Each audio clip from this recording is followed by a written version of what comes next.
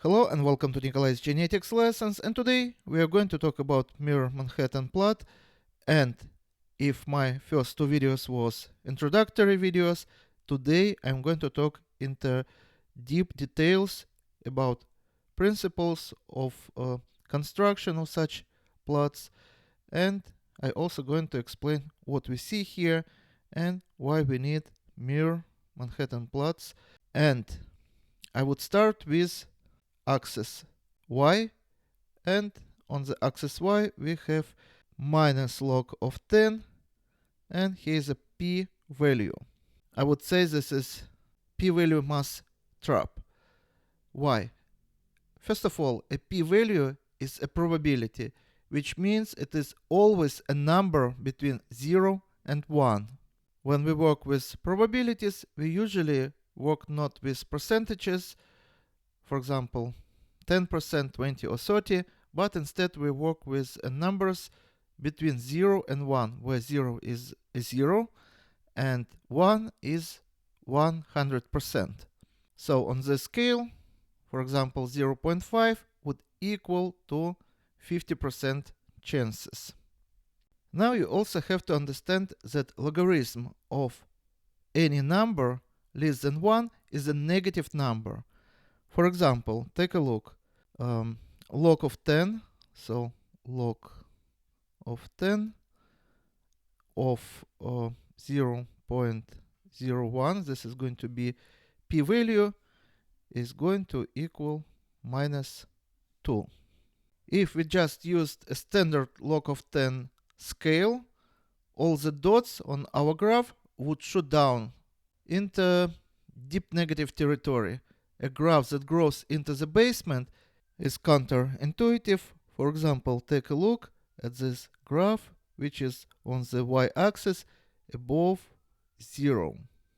And now compare with the graph which is below 0 on the y-axis.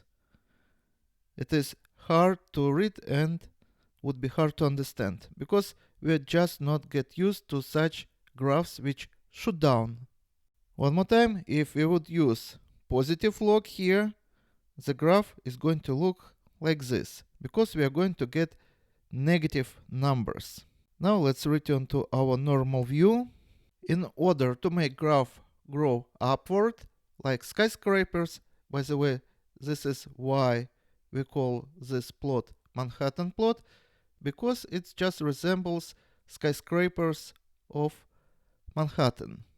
Again, in order to make the graph to grow upward, scientists add a second minus sign to the formula. So now we have minus log 10 of p value.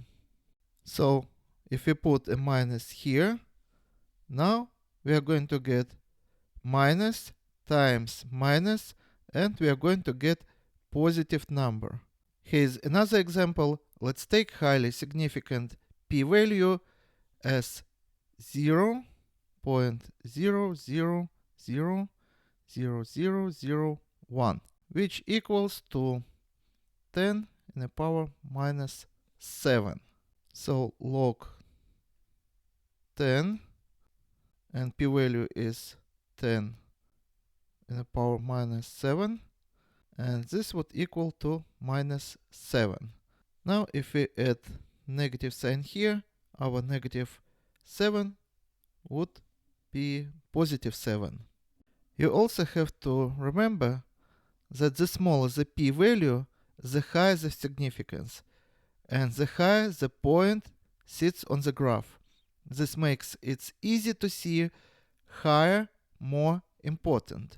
Now let's talk and explain why do we have here negative zone and how this happen if we have minus log 10 here. You have to understand that here we're comparing two studies and plot one against another one.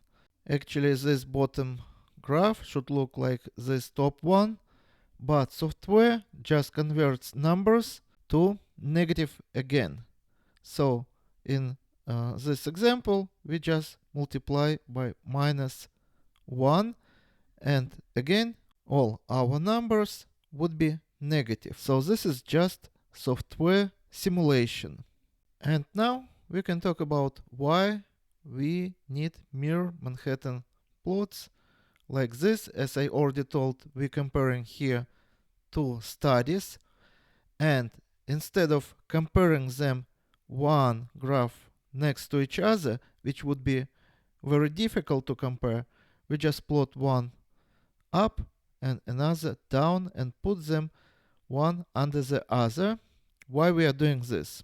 For example, when we compare upper section, which is positive, against another one which is negative, these results can be from one study, for example, men, or data from a single country versus women, or say data from the different country, from different population.